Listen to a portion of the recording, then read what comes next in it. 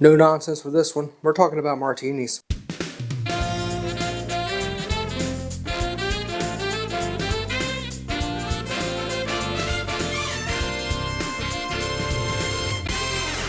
Welcome back. Today, as I said, we are talking about martinis. Now, what is a martini? Well, the martini really is just a drink that combines gin and vermouth.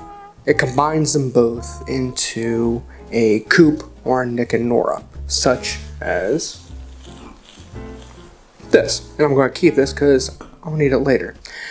Now, the martini came into vogue in the 1800s. Exactly when, no one knows exactly, because around the same time, bartenders around the country and around the world realized that gin and dry vermouth went well together in every event. So it really just began and then it just went out. Exactly who came up with the name martini, no one really knows as far as I can tell through the research I've done. But there are various changes to the martini. There are varied states of the martini. An example would be, say, the regular martini that people would call too wet nowadays, which you may remember from my New Year's Eve episode in 2021 to 2022, I believe, where I created the martini, which utilizes 1 ounce of dry vermouth, 2 ounces of gin, with a little bit of orange bitters to help boost things up slightly. A lot of modern tastes have moved a lot drier than that. But before we continue, there's other martinis we need to talk about. One would be the Manhattan, which is a whiskey version of a martini.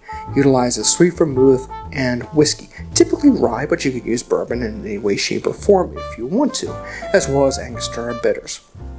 Another one is the perfect martini. Now, I thought a perfect martini was just an equal balance of vermouth and gin. I am correct, but I'm also incorrect because the balance needs to be the same of sweet vermouth and dry vermouth equals the same amount of gin. So if I'm using 2 ounces of gin, I need an ounce of sweet vermouth, an ounce of dry vermouth. That's a perfect martini. Also, a little bit of bitters as well, orange bitters being the preferred. Another one that you may know of is the reverse martini, where instead of utilizing 2 to 1 gin vermouth, you flip it. 2 parts vermouth, 1 part gin. A lot of people don't like vermouth. Me, I'm one of those that's not a big fan of vermouth, so I'm not going to make that. Now, another variant that you may hear of is the dry martini. The martini that I made in that video I referenced earlier is actually a dry martini, utilizing the 1 ounce of vermouth and 2 ounces of gin. But tastes, as I said, have moved away from that and gone more 5 to 1, if not further, towards gin because of the lack of enjoyment of vermouth. And I admit I am one of them. So if I request a dry martini, I'm likely looking at 5 to 1, fully admit. However, there's also the balanced martini, which is what I thought was the perfect martini initially, which is 1 ounce of dry vermouth, 1 ounce of gin. There is the vodka martini, which a lot of people just want a glass of vodka, maybe a very, very, very scant amount of vermouth and a very scant amount of gin. They just want vodka, and that's fine. It's typical power lunch stuff. Enjoy however you want. There is another though, and this one is iconic. It's iconic through James Bond. It's called the Vesper, and it was named for his girlfriend, Vesper Lynd, in the novel turned movie Casino Royale, where during the casino scene, Bond is asked what he wants, and he replies, a dry martini, 1, or 3 jiggers of Gordon's gin, 1 jigger of vodka, a half jigger of Kina L'Aero, shaken until very cold, and garnished with very thin peel of lemon. Got it? Now, the thing about the Vesper is it calls for Kina L'Aero. Kina L'Aero initially was created by Lillet, And they still claim to this day that Kina L'Aero was changed to Lillet Blanc, and they never changed the formulation. Every bartender calls bullshit, because there is a distinct difference between Kina L'Aero and Lillet Blanc. So some bartenders have gone to trying to utilize Kina L'Aero and Angostura bitters. They'll use a different Blanc vermouth, such as Cocchi Americano, which has a similar flavor profile as Kina L'Aero. It has a little bit of quinine though, which is what's missing from Lillet Blanc. Another one that people now may know of a little bit more is actually a reformulation and a recreation of the original Kina L'Aero. It's from Tempus Fugit, and it is called Kina L'Aero Dior. This was created by Tempus Fugit spirits, who are known to take historical formulations and recreate them. This, to every other bartender, is Kina L'Aero. This is a good alternative. Lillet Blanc is really used for, say, the El Presidente, which would be well, that's a rum martini. But because we have Kina L'Aero in its modern form of L'Aero Dior, I'm going to create the Vesper Martini.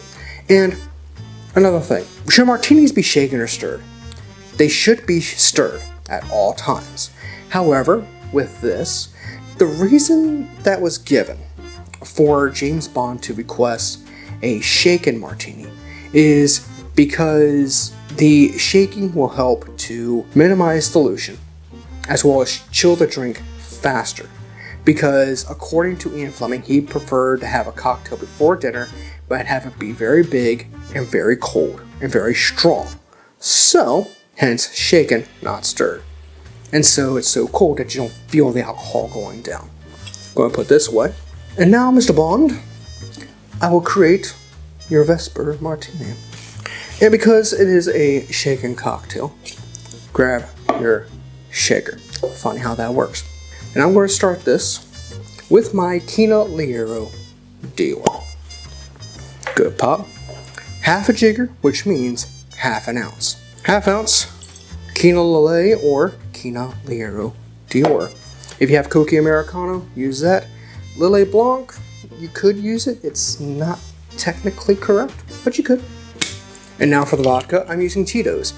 You could use a Russian vodka or a like Stolichnaya, or you could use a Grey Goose or any type. I'm just using Tito's. It's easy. So an ounce of vodka. And now to welcome to the party, Gordon's Gin. You could use Tanqueray if you want, but I'm going to follow the recipe. Gordon's probably in the original James Bond might have been stronger, but this is the call. So 3 ounces of Gordon's Gin. And now let's grab our ice. You know how this works. Ice in, everything in. Make sure we're good. Pop in, make sure we're good. Shake. Because we want this cold, get these tins frosty.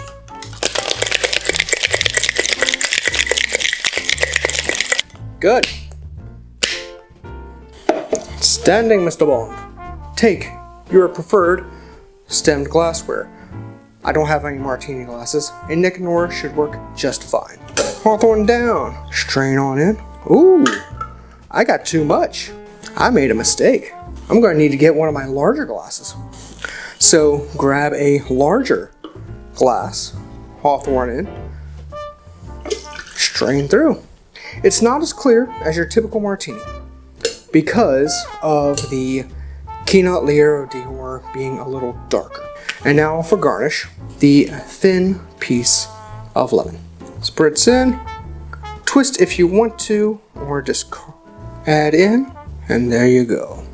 And here we have a Vesper. Cheers.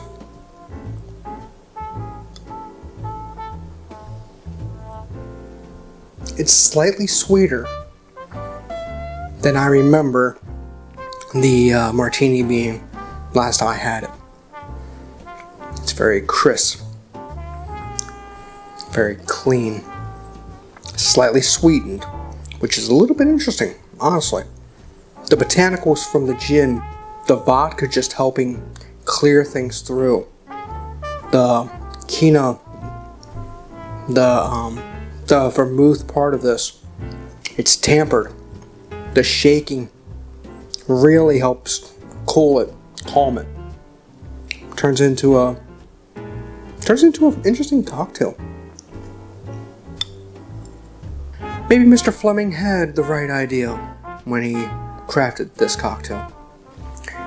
If you like the video, then please hit the like button, comment, subscribe, and share the video, please. If you want to use any of the barware I use on my show, check down below to a link to kit.co, which has a link to everything I utilize. They are Amazon affiliate links, which you know what that means, and I'm not going to go through it.